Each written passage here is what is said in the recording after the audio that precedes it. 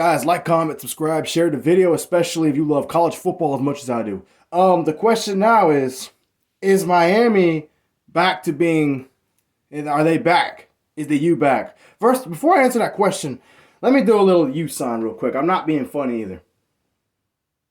The reason why I just did that is because, well, first off, I need a good thumbnail.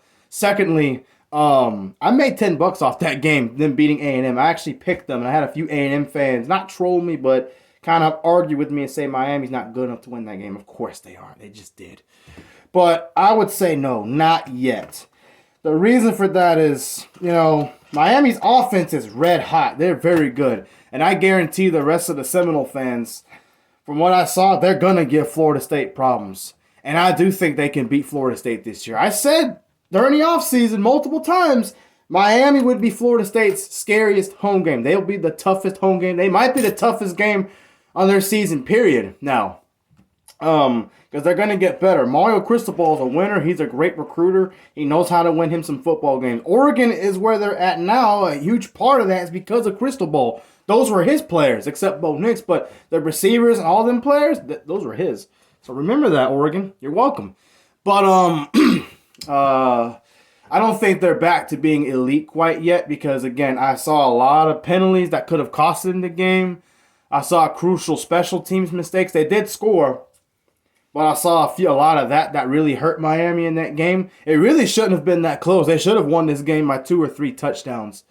Their secondary gave up a little too much through the air, even later in the game, in my opinion. I know Texas A&M's talented. They got a good quarterback in Connor Wigman and all that, but you still can't be doing that if you're an elite team.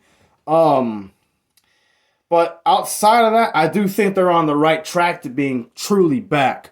At best right now, I think Miami's a top 15 team right now.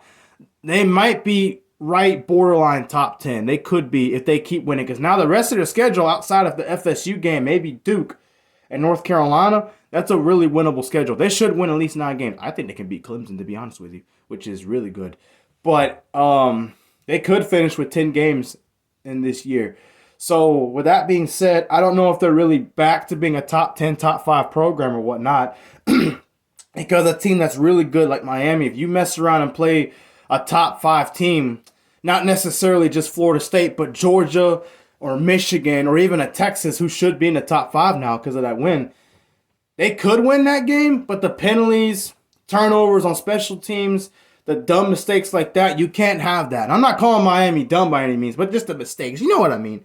Miami's clearly not dumb. They're a good football team. They'll give Florida State some problems. They could beat Florida State this year, if I'm being honest. But doing that will cost you against a team that you clearly can play with and beat if those things don't happen. So until that gets cleaned up, and I see Miami as an elite team right now because they're not yet, no, I wouldn't say that they're back. But they're right there. They're not bad like they were. They are back in terms of being a winning program and a respectable program. But not as far as being back. No, I wouldn't go that far. Not yet.